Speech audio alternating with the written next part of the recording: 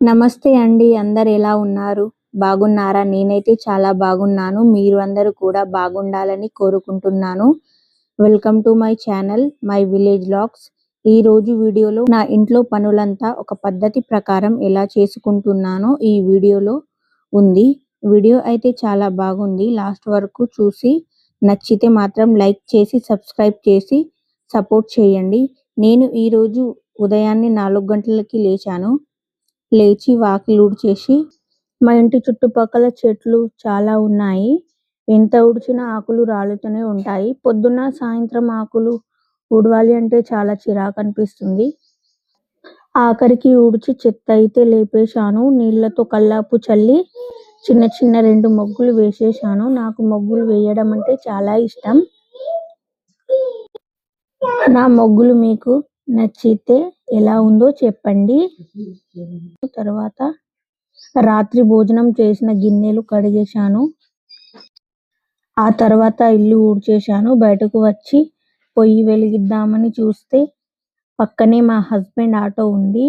వారికి ఎన్నిసార్లు చెప్పినా కూడా మాట వినకుండా పొయ్యి దగ్గరే ఆటో పెడతారు. కింద మింద పడి ఎలాగైతేనే ఆటోనైతే వెనుకకి నూకేశాను. మా కట్టెలు కొంచెం దూరం అయితే ఉన్నాయి. చీకటి ఉండడంతో అటువైపు నేనైతే ఆ వైపు వెళ్ళలేదు.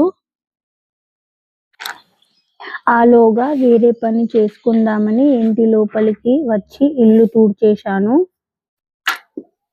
నాకైతే బాగా చీకటి ఉండడంతో చాలా తొందరగా లేచానేమో అని అనిపించింది. ఒంటరిగా ఇంటి పని చేయాలంటే కొంచెం భయంగానే ఉంటుంది. కట్టెలు తీసుకొచ్చి మంట వెలిగించి నీళ్ళైతే పెట్టేశాను. తరువాత తాగే నీళ్లు 2 బిందెలైతే నింపుకొచ్చాను.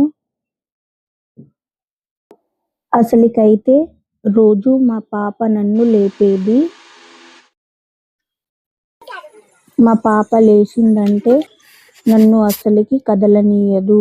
ఒక పని కూడా చెయ్యనీయదు. ఆఖరికి వంట అయితే అయిపోయింది. మా పాప రెడీ అయింది. మేము ఇప్పుడు అంగన్వాడికి వెళ్తున్నాము. ఇది నా ఫస్ట్ ఫుల్ వీడియో.